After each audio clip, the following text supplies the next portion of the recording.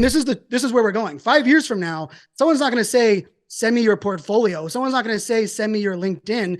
Because, one of the stats I love to use is 80% of the people that have Harvard as their school on LinkedIn never went to Harvard. 80% of people, right? Like they actually said there's more people that said they went to Harvard in 2005 than if they added up 10 years of total attendance possible at Harvard, right? Like, well, so that kind of makes sense. You can just put that in whatever. And I also thought about that too, from like getting interviewed. Like I've never been asked for, hey, show me proof you went to these schools. So yeah.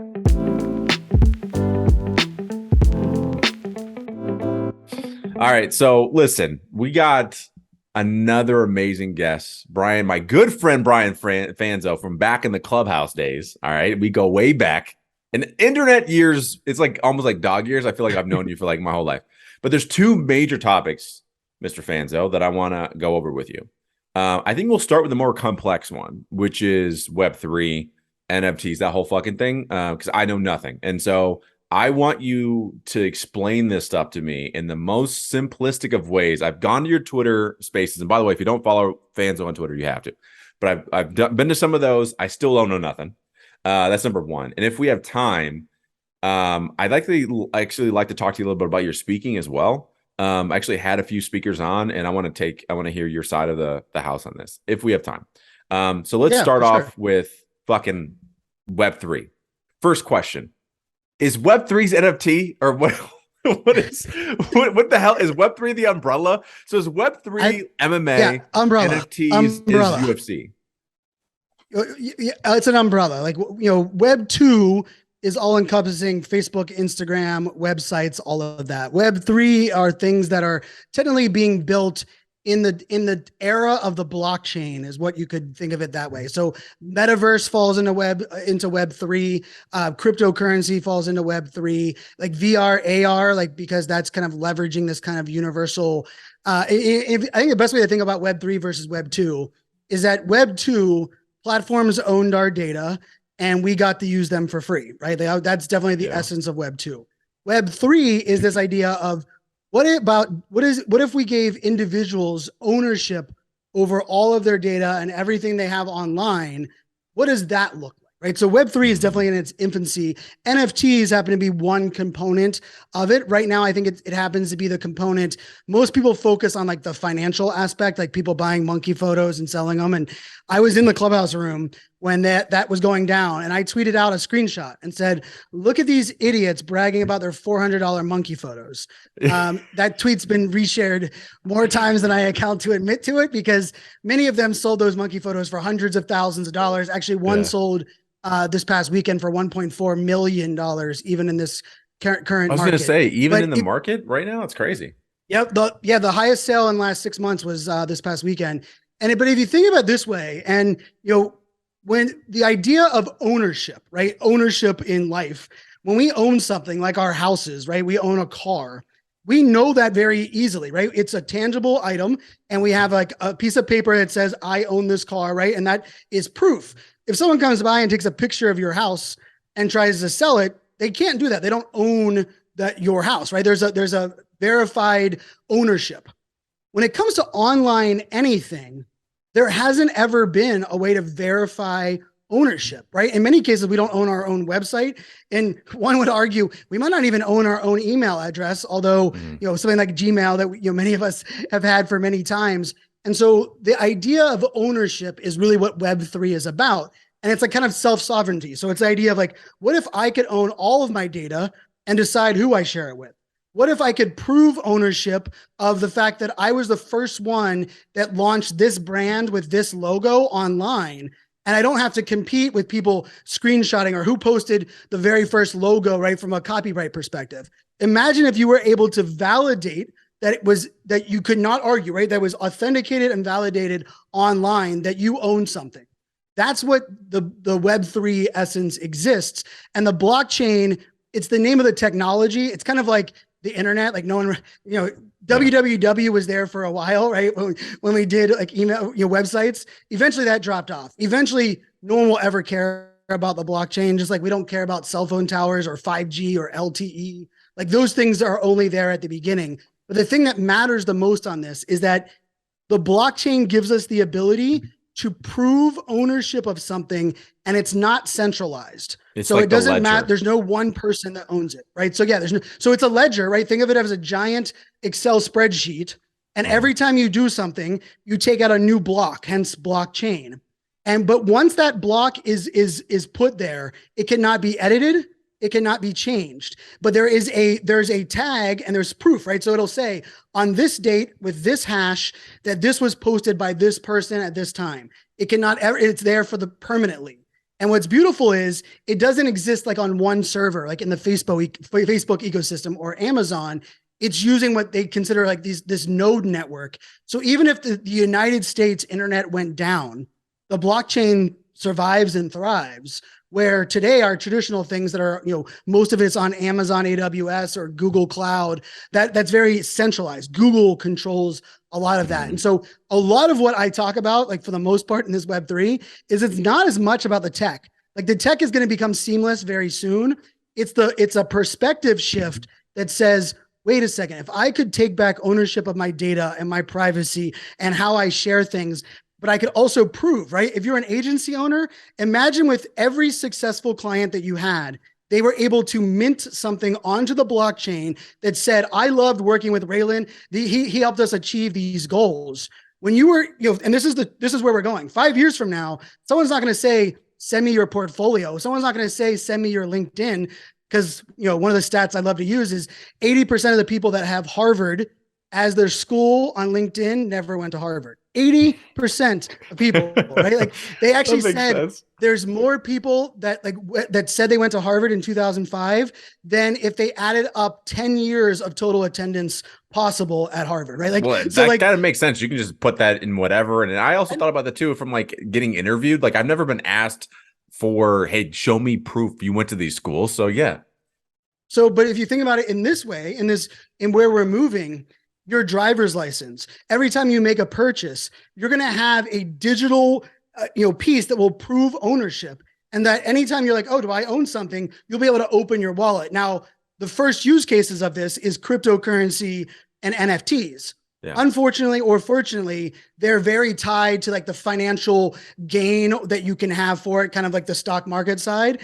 But the truth of the matter is, that's not even the stuff that is most exciting. That's the stuff that's helping get the tech built.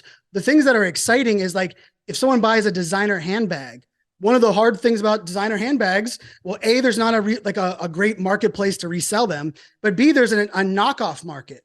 But imagine if when you bought a designer handbag, it's not a receipt that can be copied, but it's something that's entered into your wallet that says you bought it on this day from this retailer.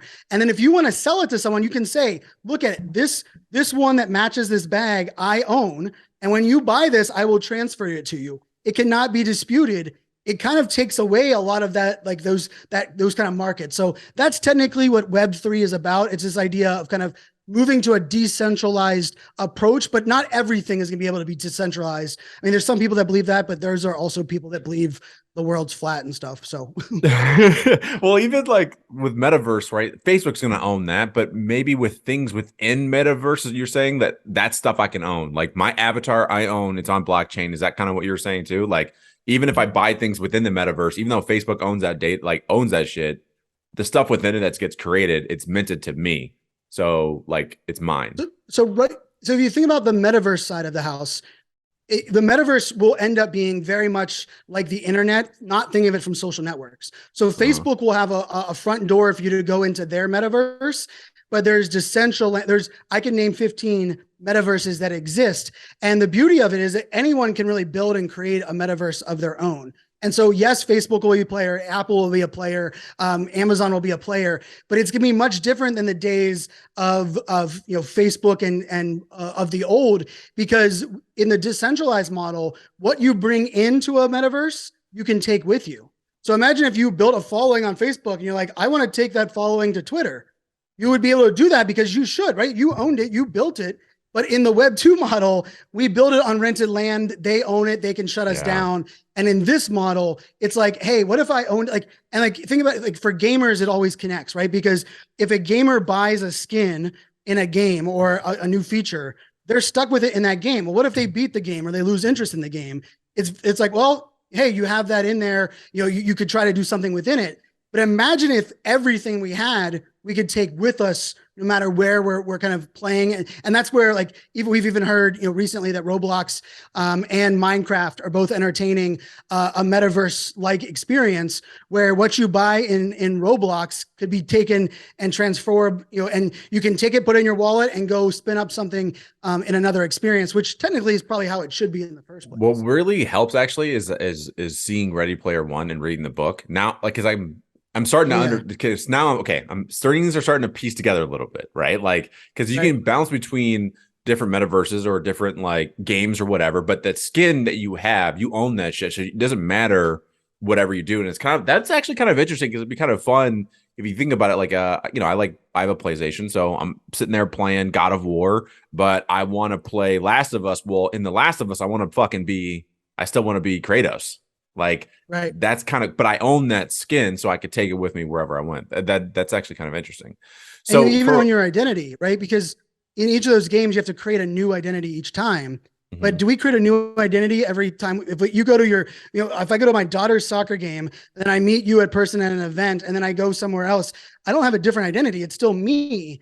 Yet digitally, we have this like weird disconnection from like our reputation and our identity. And I believe that's a big one. Like digital identity, like the personal brand digital identity conversation is going to transform, because yes, you might be behind an avatar or behind, an image, but I would argue that you could actually design that and create that where it is more of a first impression than a picture of you smiling on LinkedIn, right? And that's where we're moving to. And digital identity might be one of my favorite aspects of this whole Web3 world that we're moving towards.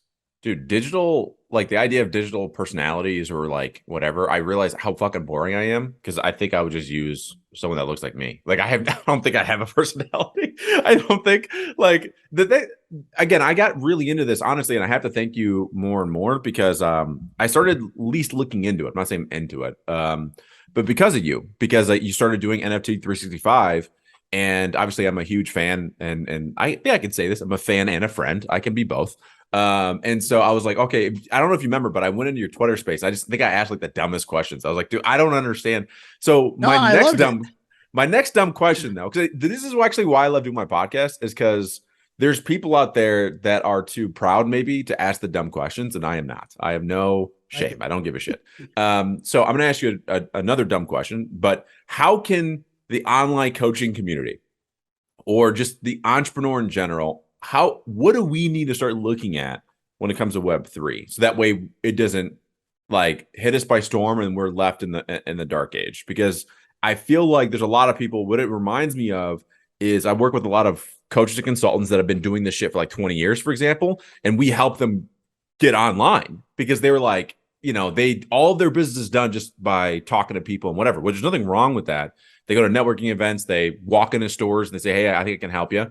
But how much easier is it to just go on Instagram or go on LinkedIn and build a personal brand and I'm like, dude, it's way less work.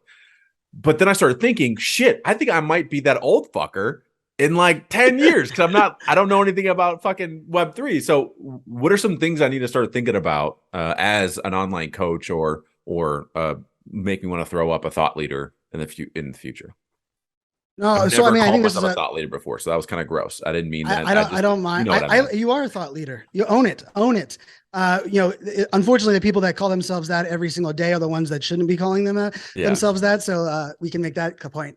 So I'll push back. So this is the part that I'll kind of. We are way early, right? So the tech, a lot of the reason that I'm excited about this space is that the things we're doing today are proving use cases so someone can build the software to make it easy so that we can scale and do all of the great things, right? Because and that's how it works. I'm an early adopter. That's kind of always where I played. But in this space, more so than anything, we are very early. But in the coaching entrepreneur arena, why do people preach the importance of having people's email address, right? It's because you don't want to build on rented land and you want to be able to have direct access to someone, right? But let's also remember part of that disconnect is, no one loves email, right? No one said, please put me on another email newsletter, or please, that's, and that's our own marketer, problem that we all created. Marketers. But the other thing about that is Yeah, we do. And eventually this will be Web3 will be ruined and we'll be on to something else. Who knows what's after that, right? Like that's just the way we're at. Mars. But if you think about it this way, what we have to start preparing for was, the other part, like, so like the email one is part of it. The other part is like, why do we hate like giving out like a discount code or a like, hey, for anyone that signs up, they're going to get this amount off? Because let's face it, marketers ruined it. Like anytime I'm going to buy something online, I Google to see if there's a discount code, right? Because someone posted it everywhere. But imagine if you could reward with an NFT every one of the people that are in your community. Yeah. And you could set up automatically that only people that go to a website that hold this NFT that proves that they've been part of my coaching academy for 1 year get this discount. I could do that for you today. Yeah, could do all certifications, validation of certifications. You can also do it from validation for things that aren't in your ecosystem. So you said you had Carmichael on the podcast, right? What if you were like, man, and people that are part of his community, they're already at this level. So if you have Evan's NFT and you bought my NFT, I'm going to upgrade your level because everything is done transparently in this blockchain world. So for coaches, the idea that you can validate things, you can prove ownership and provide exclusive deals. But here's the other part of this is you can start incentivizing and rewarding people in ways that actually matter. Right. Because like you're talking like gamification almost like there's levels. No, I'm talking gamification 100%, not even almost. Yeah. Okay. Gamification in this space is because if you think about it now, right? Like, it's kind of sad, but like, even if someone's working a 9 to 5 and they get employee of the month, which, hey, I still think those things are valid, right? It's like a piece of paper or you go out to lunch. But when you leave that company, like, what do you go tell people that you got that? Like, like none of that like kind of builds on. But if you think about it, how many things in our lives that we were rewarded, celebrated for that we really have no proof for, right? Medals.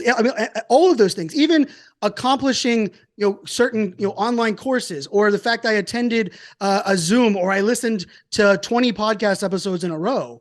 So if you think about it, the technology is existing to where if you listen to this podcast, the next 20 in a row, I'm going to give you an NFT.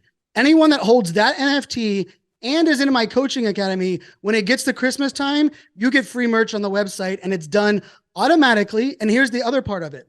What if someone that loves your content, loves being a part of your coaching, part of what you're building, but they, they changed jobs or they had something happen in their lives? Well, because they own that piece, you could actually set it up and say, you have the ability to sell that. You have the ability to transfer that to someone else to reward them, because we know like that stat, I think, what is it? 9%, the average online course is 9% completed or whatever that stat is, right? But imagine if you could not only incentivize and reward people, but you could take those rewards with you. And I tell you what, Starbucks, I'm part of the beta team for Starbucks' NFT process. And it is amazing because I tell you what, right now, like where I live now, I have 2 Starbucks that are nearby.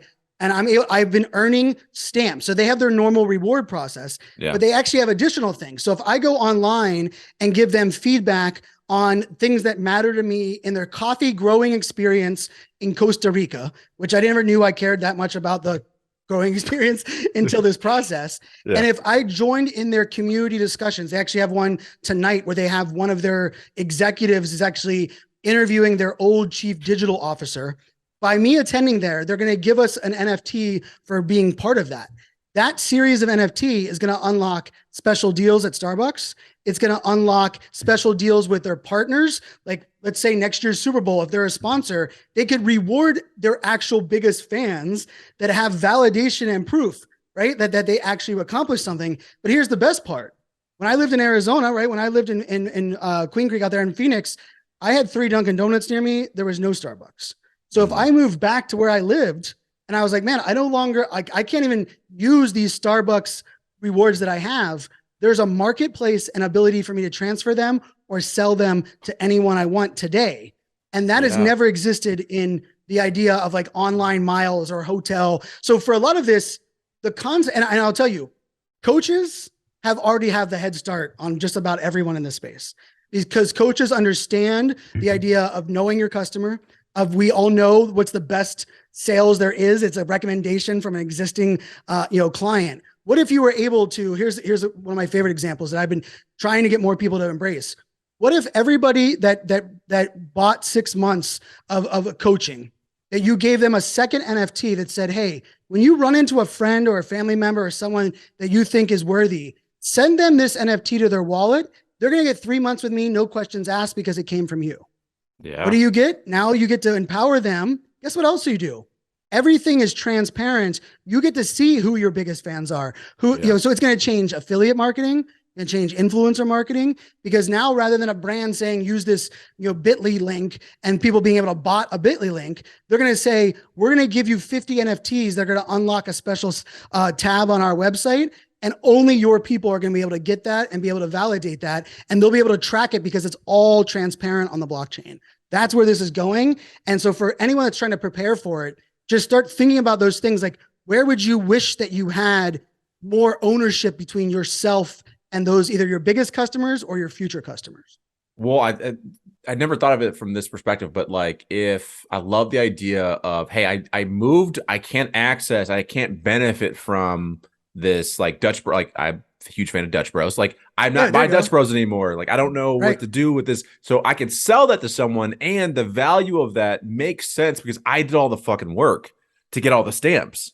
Right. So and shouldn't you be rewarded for that? And if you think about it, you're now helping Dutch Bros because you're sending it to someone else that maybe now they weren't planning on using it as much. And now you're kind of continuing on that journey.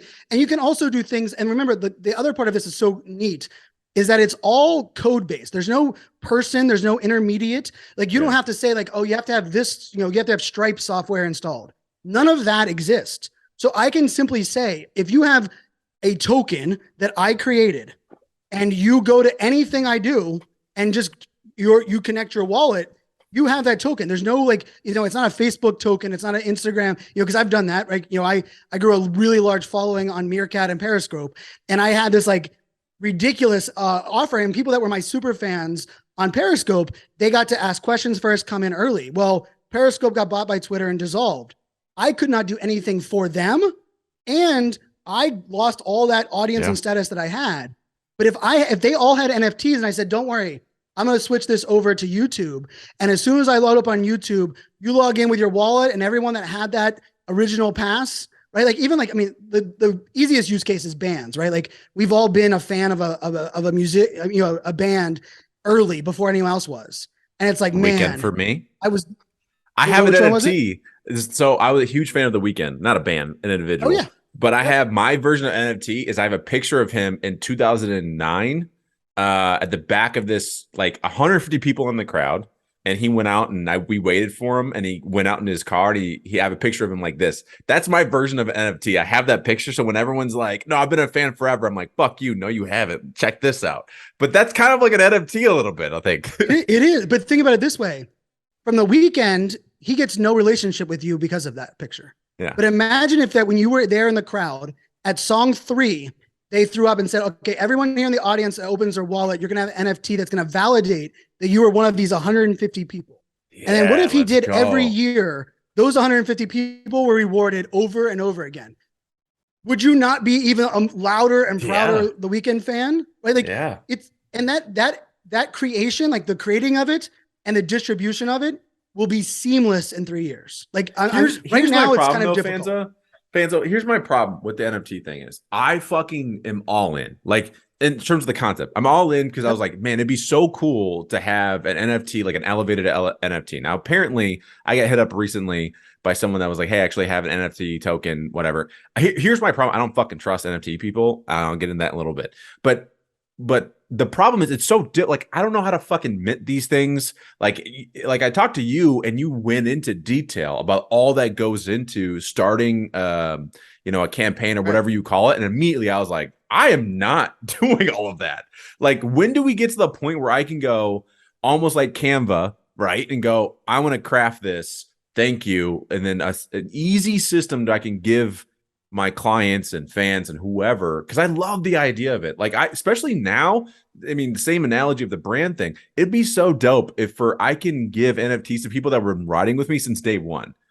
You know what I mean? And then when we do blow up and again, we have millions of subscribers on YouTube, because guess what? I'm never going to give up on YouTube ever. And I'll get there eventually, even if it takes me 1 subscriber a year to get there, but we're going to get there. And I want those people to fucking have this shit. So, and by the way, I don't know what it is about you, Fanzo, but you bring the most swearing out of me ever. I usually don't swear this much on the podcast, but I'm excited. I think it's because like I know you and you're a friend, and most of my other episodes are with like professional. Anyway. When does it become, and your energy about this, it's like seeping into me. I'm getting excited about it. So when do we get to the point where we make this shit easy for Neanderthals like me that wants to give an NFT to their audience? So where we're at right now is HTML pre-WordPress without even the thought of Wix for creating websites. Or one could argue, my very first podcast I launched in 2009, I had to learn how to spin up an FTP server, how I had a metadata tag and enclose things. And I remember each episode was a day for me to actually just like build the file, right? That was the podcasting 2009, right? Eventually we got to a point where I could upload it to like one quote unquote server. And then all of a sudden they went to these like easy wizards, like the Lipsons, the Burberrys, the Megaphone, the Anchor FM. Like that's where so right now we are right at the cusp of what I would argue is like for websites, HTML to WordPress, right? So we're not to like Wix or to, Squarespace to where like it's super wiki, like Canva, right? We're not at the Canva, but we are at a spot right now, like where we're at right now, where I can tell you, like I sold art NFTs there's some art things that I was creating. And I used a platform that allows you to buy it with USD and you don't even have to have a wallet. So you put in your email like you normally would. It's really a Shopify experience, right?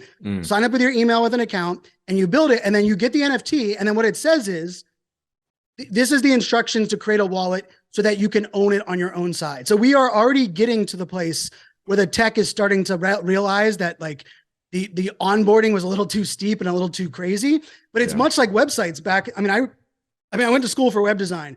It's the only job I've ever quit in my entire life. The first job I ever had, I was 2 months in and someone was telling me how to build it. And I was like, oh, wait a second.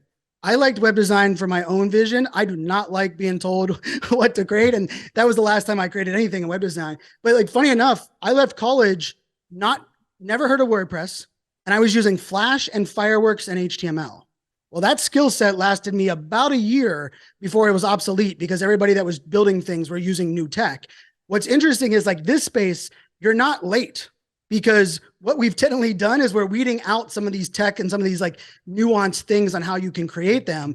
And like, I helped someone, the person's late 50s, fine artist, does not have social media, got Twitter, a little while ago because someone told him about NFT Twitter, and that's a big thing.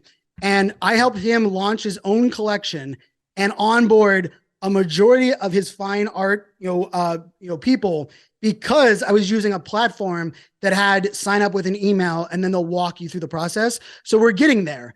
And I think the thing that we have to like kind of do today is like worry a little bit less. Like I would actually argue, start identifying those people and thinking in your head, I'm going to reward them, right? Like in my community, I call it the 1093 or 1093.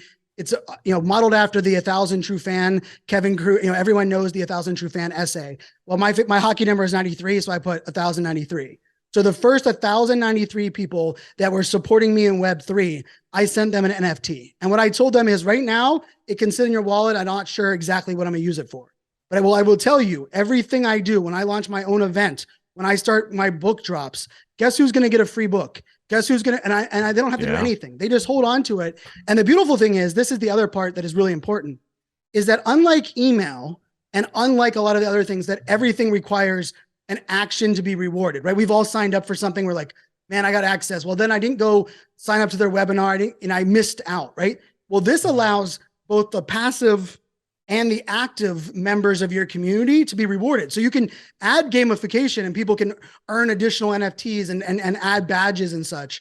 Or you can just say, hey, hold it and don't worry. And I'll tell you, a couple of people that are, we are both friends with, like, I was like, hey, all you gotta do is give me a wallet address and I'll get this 1093 in your wallet. Who knows, 3 years from now, there's something you want to take advantage of. And so for those that are trying to be like, I'm not ready for this tech, I don't want to, because the truth of the matter is, my problem isn't teaching you. My problem is I need to teach you enough for you to be able to teach others, which is that train the trainer model, which we all know is a lot more in depth, because right now it doesn't mean no good to train Raylen, like, because you might get it, but you be able to have to turn that around and onboard and teach each one of the people in your community. That's a whole hell of a lot of work. Once the technology streamlines a little bit, that train the trainer like barrier will be a little bit less. I'm committed to it, not again because of NFTs and what it could do. I just want to show in the most simple form in the world, like, hey, like, you matter to me. Like, I want someone to have this NFT, this elevated NFT, and be like, yeah, I've been rocking with elevated forever, because I think it's important. Like, I don't know what it is, and that's why I keep bugging you about NFTs, because it's important to me, and I want to learn it, because I want to give that to some people. Because again, I've been fans of certain people for a very, very long time, and I'm very weird about it. But it's like when someone talks about even the thought leaders that I'm obsessed with, I'm like, yo, I've been reading their books since like 2012. Like, you just found out about Jocko Willink. Brown. I was like, I waited in line for an hour to get into a Brene Brown, and I couldn't even see her on stage, but I listened to her in 2013. Like, I'm with you. Like, I have that same kind of connection. And that's where we're going, right? Because it goes into sports, right? Like, I've been to, I have season tickets for the Steelers, and I've taken my daughters to games, and but there's no way for them to even reward me or for me to prove that. Like, I have a bunch of ticket stubs, right? Like, our generation is like the ticket stub hoarding generation.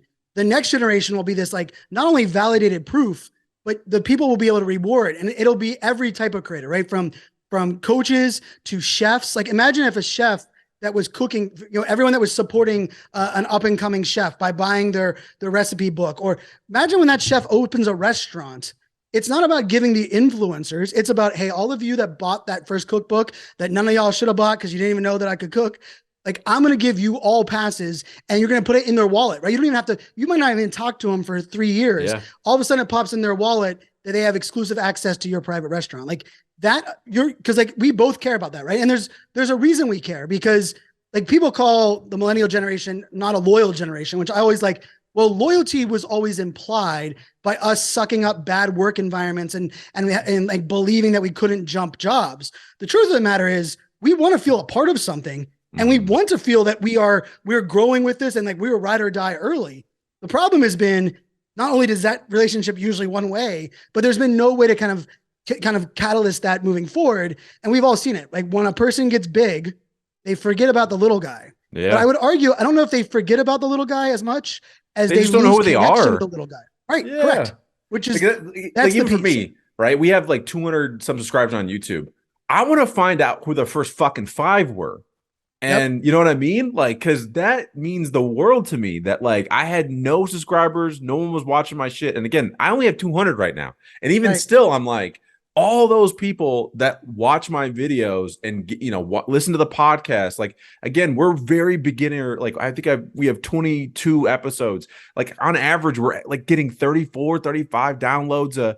I want those 35 people to get something so they can say, like, I've been rocking with the Elevated Entrepreneur for this long. Like, I don't know. It's like a very deep thing for me. Like, and so that's why I love the NFT thing. Okay. So I do want to get into this. I'll tell you, I'm going to tell you this though. I'm going to tell you this. By summertime, the one piece of technology with one of the marketplaces that I'm using, I believe will be at an onboarding place that'll make it easy for you to reward them. We're going to do this by summertime. Let's say by that June timeframe. We'll fire up a smart contract, and we'll have something. And those 200 people, those that are listening right now, they'll be able to just go to a website and claim something via their email, and we'll kickstart that. Like, it's on the record that I'll do that, because for me, use cases make this all work, right? So I love that your attention to those people, and let's face it, that's what this is all about, right? Like, I mean, we don't need millions of followers to make our business work and for us to pay the bills and make people happy. And the other part about it is, not only can people say, hey, I was one of your first 200 subscribers on YouTube, but whenever you're all of a sudden getting ad revenue at Casey Neistat's level, and you say, hey, 25% of my ad revenue goes to my first 200 subscribers. Dude, and it's automatically taken out of my ad revenue spot every single month directly into their wallet just to say thank you. Dude, that would be cool with that. Awesome. So we're gonna do that. We'll do it before summertime. You can because I think you can hold me to that. Yeah. No, well, first of all, I appreciate that, Fanzo. But I think too, it's like those little, because I think about, I was talking to somebody recently about this, whereas like on Instagram, for example, I show up because there's people that are beginning, and they really like they like the help for whatever reason, right? So on Tuesdays, me and my buddy Tim, we do Tough Love Tuesdays, and we just give advice.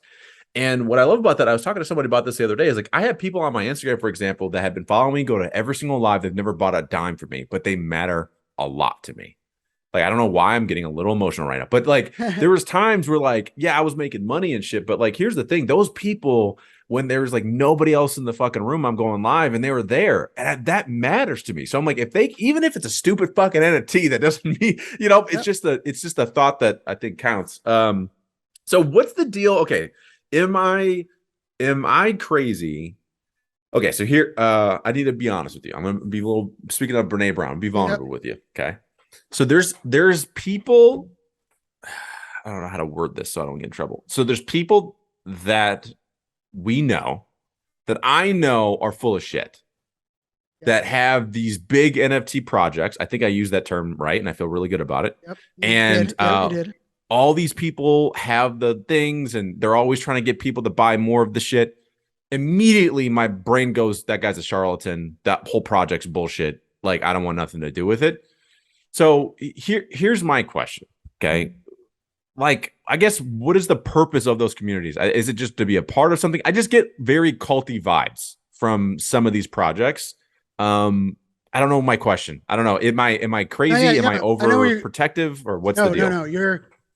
No, it's very much like, if you think about it from like all of these early stages, there's people that like manipulate and take advantage of, right? That are like, you know what, I can use this to make people believe in something, like, and it could be even just the idea of like, as email marketing, took off, right? We saw people scamming people through email, right? We also saw people that understood it's about building trust over time, not selling them in every email, right? So, and the interesting part about the NFT decentralized component, right? The beauty of decentralization is no one entity is governing it. No one can take things away, right? Like this idea of like, we can own things is beautiful. The downside of it is it does allow some people to take advantage of that ownership and that ability to sell unicorns, rainbows, and bullshit, right? And they can, and when you think about NFT projects, a lot of them were an idea of like, I have art and I want to get people together.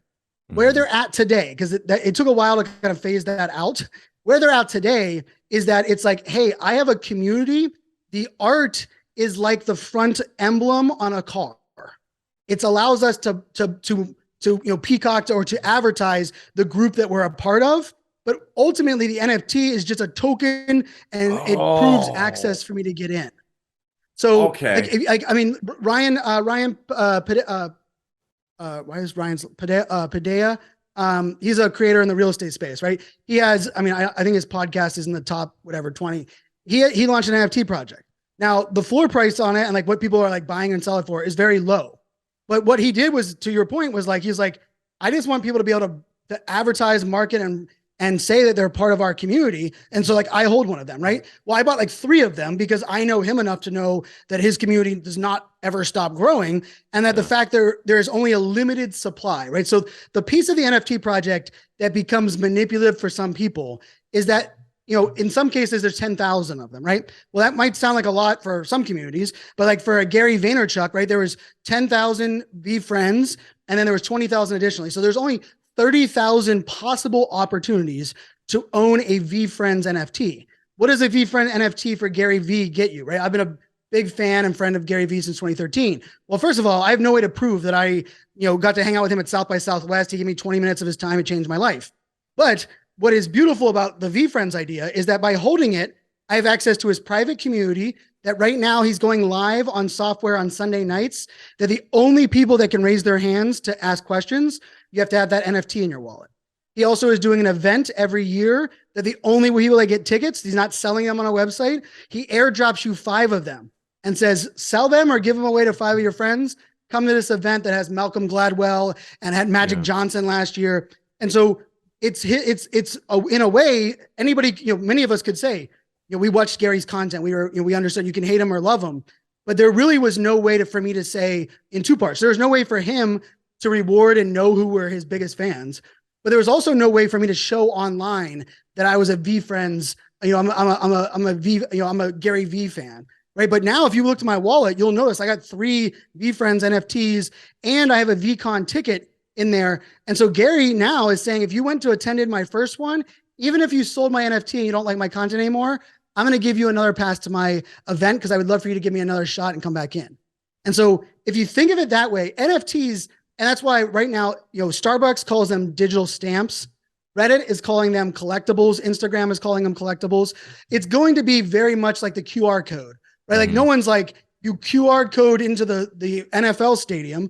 No, I just brought my ticket and scanned a QR code, right? Like the NFT is technically the QR code of that. The biggest difference is, and this is probably a great analogy just for everyone to kind of wrap their head around. We've all played Monopoly before, right? And there's 4 people, you're playing Monopoly, the board game. You don't need a 5th person to be the banker in a board game. Well, unless you're playing like with my kids who try to steal stuff, but you don't need, and the reason is that when you divvy out money and you land on Park Place, I don't need to have someone validate that I'm going to give you the money because I can see that, hey, I own Park Place, you landed on it, you give me the money. What this whole NFT space does is it gives me visual representation of that without needing the banker or the Facebook or the intermediate. And so to the point that I was mentioning, you could actually go right now and look at the contract and you can see how many individual holders are holding Gary V's product or Ryan's product or another there's a couple others that are in this space that have launched their own NFTs. And the beauty of it is I can prove that, but here's one of the coolest parts. Shaquille O'Neal he wanted to raise money for book bags for kids in Florida, right? And we all know, like, I love when people are raising money and I'm a big cause guy, but one of the things we all worry about is like, how the hell do we even know that they're going to spend the money where they're going to spend? Well, guess what? When I bought his NFT, right? So he had all these different, photos and images of it, but what he promised was 100% of that amount would go to book bags. And then what he did on the website is here's my wallet. Here's the wallets for all of the schools that I went and set up for in the state of Florida.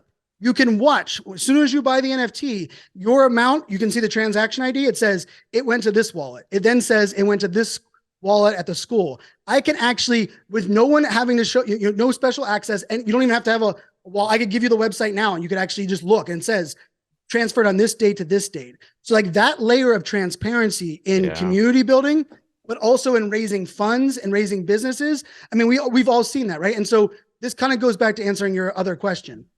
As we become smarter as consumers in this space, those that are doing the Ponzi scheme, those that are running these like pyramid Ponzi, constant sell, upsell. And then once they don't deliver, they just tell you to sell it. And they do the same thing to the next person. Those people are getting weeded out.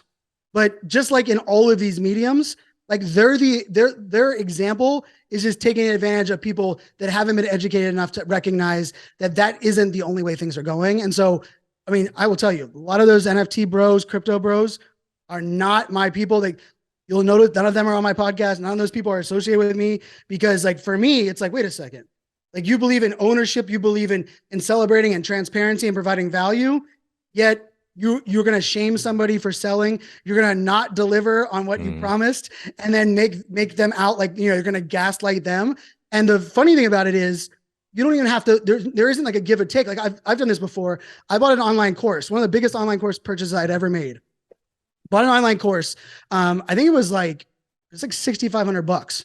And I was okay, I'm going to take this online course. Yeah, I know. I was like, what I was thinking of. And the idea was 12 chapters were done. And when we got to finished the 12 chapters, there's gonna be 3 live chapters that were going to be able to be delivered. Well, I got to the 12, kept waiting. Well, guess what? That creator never delivered those 3, never. And the unfortunate part was they just marketed and advertised how many people came to their Zooms, how many people were in their screenshots. And more people were getting in without seeing that they didn't deliver on that. But imagine though, if we all had NFTs. And by holding that NFT, we continue to get services. If you went and looked at the NFT marketplace and you said, wow, there's 10,000 people in their community and only 18 people are selling them, they must deliver gold, right? Like think about your gym. You're trying to figure out what the best gym is to work out on. If every gym had 5,000 NFTs, the gym that had very little of them for sale probably is a gym that's delivering on the quality and the service and the experience that you would want to be a part of. So it actually holds people accountable at a very transparent level, which is also why the government and big business is scared ridiculously about this, because those that have been selling unicorns and rainbows and kind of manipulating numbers and growth margins and things, you get exposed in this world. And so that's why there's a lot of pushback from one side, because they're scared of transparency. And then there's also some really shady people that are taking advantage of people. But let's face it, that existed at the start of social media. That existed with people. Like, I remember people selling people for $40,000, they would build you a website. And then they would go literally on the back end of WordPress, buy a template for $50, fire it up and give it back to the person, right? Like, I mean, like that was, and like, were those selling, agencies selling website, all of them bad and not delivering great? No, but there were some people that realized some people just didn't know better. And that's technically where we've been at for like the last year. The last thing I'll just throw in on that, a lot of the bad press around this space has not been about the blockchain or NFTs. It's been about greedy people using old school tech to manipulate people, right? FTX has been the biggest news in this space with $10 billion. Funny enough, if he actually, because what he owned was an exchange. So it wasn't decentralized. It was kind of like a front door marketplace, like a Amazon or eBay. But the problem was people were thinking they were buying something. On the dashboard, he would say, you bought 5 of those. On the back end, he wouldn't buy any of those 5 for you. Well, guess what? That's always been going on. But if he actually was doing that on the blockchain, you wouldn't have to wait to see what he was doing. You would just say, he bought 5 of those NFTs for me. Let me check my wallet and make sure there's 5. So weirdly, the biggest scandal, the biggest drama in this space, I mean, $10 billion. I mean, Tom Brady, I mean, the number of people that were impacted was insane. The wild part was it was a greedy human that was using old school manipulation, like the Madoff tactics of that kind of building. But if they had put that on the blockchain, no one would have had to say, like, are they really doing what they're saying? We could just go prove it. And so that's where we're going. And there are some bad actors in the moment. Well, you gave me like such a good idea. Well, first of all, let me back up to make sure I understand this, but the way you described it now, it makes more sense. So the NFT is just to certify that you are part of this community. So it's actually more now, anyway, it sounds like it's more about community, and by wanting to be a part of this community, buy this NFT, and now you're in it and you're part of you're part of the group. Do I have that kind of right for a lot of these? Think about it. So you're going to talk speaking here in a second, right? National Speakers Association. I've been a member of that since 2014. You follow me online. People follow me online. How many of them know that I've been a member of National Speakers Association since 2014? Yeah. Nobody. Unless you see me tweeting or posting images at their event. Well, what the NFT ultimately does is it gives me a visual representation to like market, advertise, and prove that I have that membership. So in all pieces of it, there's a individual token ID. That's the non-fungible part, because it can't be, there's only one of that one token number that I have. But really the art, quote unquote, in the NFT, the monkey photos that I didn't understand, the monkey photos aren't what people care about. Yeah, cool, it's the art, we get to show it off. But the fact that if you own a Bored Ape right now, you're jumping into a community space where supposedly, and I'm not in that community now, but apparently a couple of weeks ago, Eminem was in there having a debate with one of the producers of Timberland, and it had Justin Bieber's agent was commenting. And if you want to be a part of that kind of community, you can go buy a Bored Ape today, and it unlocks that door where Eminem's having that conversation. I mean, that's really what the NFT is, more so than anything else. For what I do, I think it would be really interesting if I had a set, because here's my goal every year is I want to help 100 coaches like either start or grow their business. And that's why we have like Elevated. It's only $97 a month. Like, because I wanted to go like every other coaching program. And again, listen, go make your money. Like just go make your money. But like, here's the thing is that I just don't think you need to spend 10 grand or 20 grand to start a business. But so that's why it's $97. But what I'm thinking could be interesting is that like, all right, well, if we only have, let's say 100 a year, right? So we have 100 NFTs. And when you feel like you're served, like I got everything I need, then you can sell to the next person. But in order to sell it, it's almost like what I would do is like, they got to be legit though. Don't just go sell it to somebody. And that token will always be like $97. I don't know how I would work it, but that's kind of what I'm thinking. I think that'd be kind of cool. You could even have them, they decide to gift it to somebody. It still has to be validated, or they could sell it directly back to you. And then you kind of have that ability. And remember the beauty of these NFT contracts, people get into making it way more complicated than it is. All it is a line of code that's if this, then that statement, right? So you could pretty much say, if you decide that you no longer have this of value and you want to do this, you can activate a lot of that. And unlike in Web 2, where you would have to have all these mechanics and you have to make sure you have all the software. I mean, we've all, I had Kajabi and then I switched to another piece and I'm like, oh my gosh, this is like a nightmare. Well, for me, those 1093, no matter which platform I'm building, I just have a gated part that says, if you own these tokens. And you can also do things like, one of the cool ones that we're seeing a trend right now is it says, what if you were served? And this is what I'm gonna let you do. You can burn your pass, which burning just means you're going to give it back. And when you give it back, I'm going to give you a special token that is set in your wallet. You can't sell it. You can't buy it, but it gives you lifetime access to me down the road if you ever want to tap back in for one call a year. And then every person that burns it, it unlocks one more for the person on the back end that's waiting. So if they weren't part of those first 100, and let's say you have 200 people there on the back end, they're going to determine not the $97 because that was you saying, hey, first 100 people. If there's 200 people that want that one pass that just came free because one of your first people just freed it up, maybe they buy it for $500 because, for $500 a month because they now realize the supply and demand side. So it takes away your need to not only, because I love the idea, hey, I want to make it made affordable people, but if the value is such at a point where so many people want in, shouldn't you be rewarded for kicking ass, not for having to kind of go back to the wheel? And so that's where this kind of comes into play. And that's where the marketplace and the sharing, because I mean, let's face it, we could probably do that with Delta airline miles right now. I'm Diamond. I've flown over 1.5 million miles on Delta. That's not a flex. It just means way too much time on a silver bullet. But there's no way for me to say I have this status and points. How do I sell it? In a way, NFTs automatically create that marketplace. You could have it live on your website. Also, by the way, Fanzo, again, you are such a good fucking spokesperson because now I understand NFTs. Now, if you sell, for example, if you wanted to sell those miles, for example, right? And sell the NFT that represents those 1 million miles, what they're buying is the fact that they get to say they've flown, they're in the Delta Diamond Club. Correct. They're not buying the fucking NFT. Now everything makes sense to me. I get it.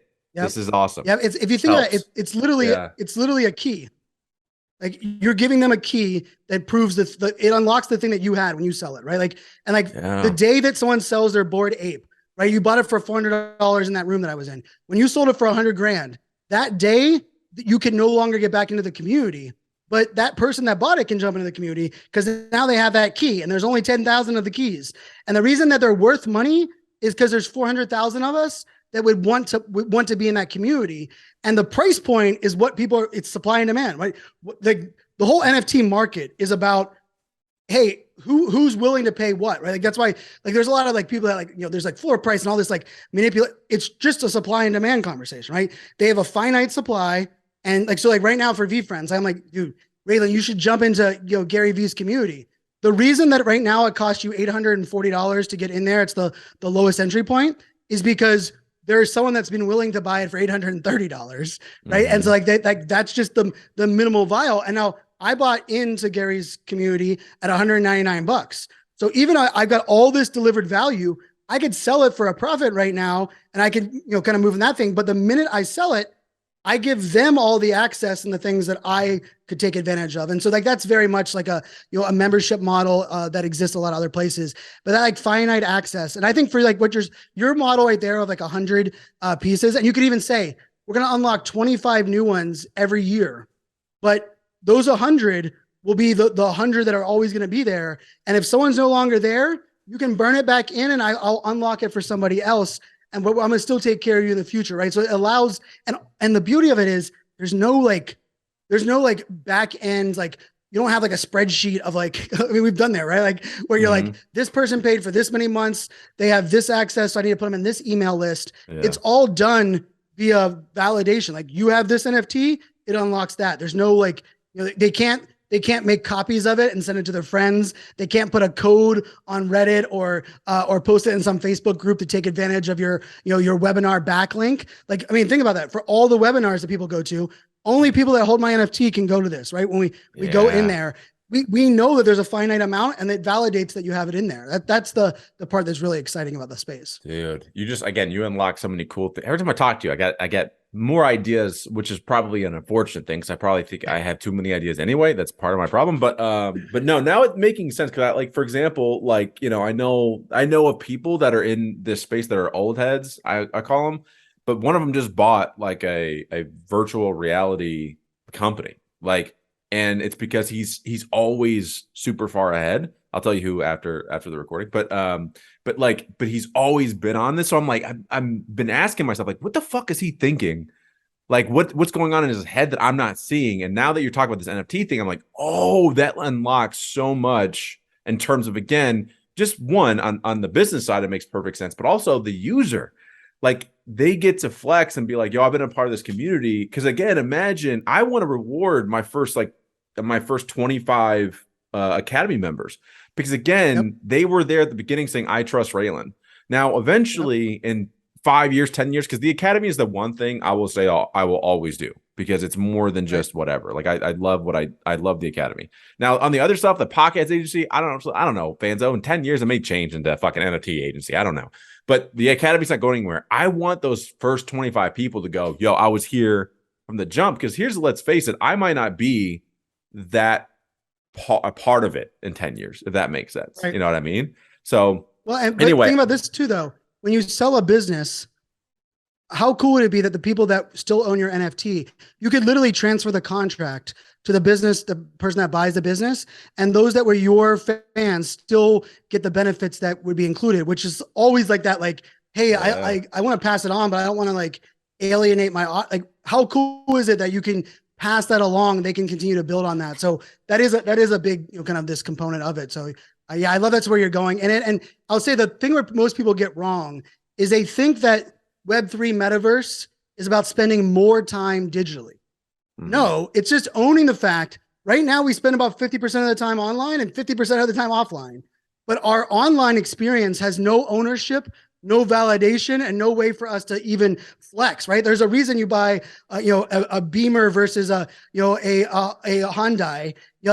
People aren't, like that logo on the front, when you pull it it means something, right? Like, it's a reason why someone has like a yacht and parks it at a certain thing. Weirdly, digitally, we've just never had that. It's why the fake influencers exist. It's why people say they went to Harvard, they didn't go to Harvard. So in a way, we're not saying that we're going to live more online, but we're going to make what we do online be more validated, more authenticated, and in a way, more like us, because I can have that Ready Player Me avatar, and you can have, I can have my pink dad girl hair on there. And when you click on my avatar, it pops up and says, Fanzo spoke at all of these events, and all of these events gave him these NFTs on these days. You don't have to believe that I spoke at these events, or that I shared the stage with Michelle LeBlanc. Yes. Oh my God, Fanzo, you are so damn smart. And the thing about you, Fanzo, and listen, we'll wrap up here. And I know that I said I wanted to get into speaking, but Daddy's got to eat. I haven't eaten all day. Sometimes I do this thing where I don't eat all day because I'm working, and then I go, oh, just fasting. But really, let's be honest, I just forgot to eat. All right, so. But what I love about you, and I think that's why you're the best spokesperson for NFTs for me, is because you know coaching, and you know my world, and you know NFT world, and so you're the middle part that I've been missing. I've heard people talk about NFTs, and I'm just like, I'm not seeing it. But when you talk about the fact that, like, again, if I put on my website, for example, Forbes list, fucking entrepreneur, whatever. Guess what? For those that don't know, I'm sorry to break your hearts, but people pay for those things. But if I go speak somewhere and I say I've spoken on 10 stages this year, whatever, here are the NFTs. Like, go check them. I love that. Let's go. Wow, Fanzo. And it really does. It like, in my view, like, and part of the reason why I get so excited about it is it rewards great people that are doing great things. Right now, there are still people selling unicorns, rainbows, and BS. There will always be the loud flexers and those that are the scam artists. But in a world, in the digital, I am loud and I do flex sometimes. But go ahead. Hey, I mean, I'm very. The minute King James got the scoring title, I was Instagramming my King James. I got the James on right now. The new, like, I'm all for that. But I think that's part of like the interesting thing is like, what if I could prove the things that people are claiming? Because for the most part, if you say you own a house, we walk into your house and know that you own the house, right? Like they're like in a weird offline world, that validated proof is always there. We always blamed, online and influencers and these fraudulent entrepreneurs. Well, no, there was just no way for the good people to prove that they were doing what they were doing. So of course the bad people are going to manipulate and fake shit and put stuff out there. But in a world where we can start to validate that you can prove it. Like I told a company that came to me the other day that said we wanted to work with me as an influencer. And I told them, I was like, I don't care who else you're working with. What does success look like? And I'm going to drive that. And so she told me what success looked like. And I said, okay, well, how am I going to prove that? And she's like, we don't really have a way to prove. I was like, so the version of success to me to prove the value, you can't even validate it. So I have 100,000 followers. Someone you hired has 1 million. You're going to assume they did better than I did. But I was like, imagine if you gave us all the same amount of NFTs and the people that checked out with the NFT in there validated that they came for me. I bet you I'd move more people to buy your software than that 1 million followers person. And she was like, right? Like, cause like that's the point where it's allowing those of us that like, hey, we need social proof. We are backing up what we have actually done.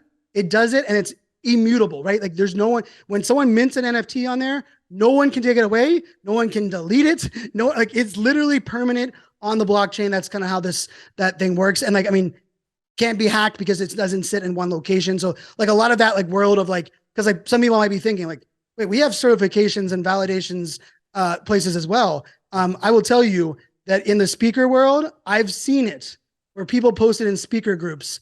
Here's the validation of me completing the online course to get access to here.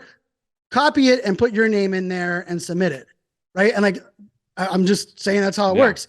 But if I gave them one NFT and that NFT is what got them in there and proved it, there is no way for them to copy it or manipulate it to give it to someone else. And so it really does kind of cut down on some of that like kind of BS as well. But I appreciate the kind words and, I love what you're building. I always love what you're putting out. And for me, that's, like the reason I'm on this space, did a podcast every single day for a year. We're into season 2 now is because like, I want to help utilize, prove all these use cases, go back to great people like yourself and say, let's go implement this because it's going to reward you because you're someone that delivers on what you say.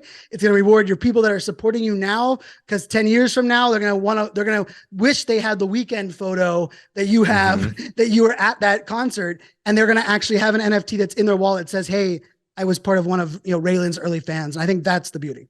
So by the way, I know I keep saying like we're done, but talk to me about what are you doing for season 2 of NFT 365? So we're doing 3 days a week now. I didn't know you were doing. Okay, so good. You are going to take a break. I did stop the daily. That was it was way more of a sacrifice than I ever realized in many ways, right? I mean, this is like it. Like I couldn't even promote the episodes because there was a new episode every day. Like I was annoyed at my own content because I was putting it out every day. And I also brought in some co-hosts that I got. I have 3 females that have joined the team, 2 minorities that have joined the team to provide some different voices to kind of not be the cis white male only hogging the mic. And we also kind of changed up some of the formats. So have some interviews, have some just dialogue. But yeah, 3 days a week. We're still up on YouTube in the podcasting realm as well. But of course, I did take on a daily thing, but I'm actually creating an AI piece of art every day. And today's day 60. So I've done an AI piece of art as an NFT every day. And that's the piece I'll kind of put out there. There are NFTs that don't unlock anything. They just prove ownership of art. So there's an entire art world that might be listening to this like, wait a second. So you could actually buy someone's art physically and they could give you a digital version that says, I own it. And when you sell it, you transfer it. Or if you just want to display it, right? Like, I mean, something that's really cool that's been happening to me is I started creating AI art to tell these certain stories. I actually have them hanging. Those are all my pieces over my shoulder. And I'm seeing people blow them up in their house because it relates to something that they heard on the podcast that I then made an NFT piece of art for it. That piece of art doesn't give them, they bought it for $120 or whatever it was that day, but they own it. There's only one of them and they have proof that they own it. And let's say all of a sudden my art becomes more popular. They can sell that at any time they want and they can ask for any price they want.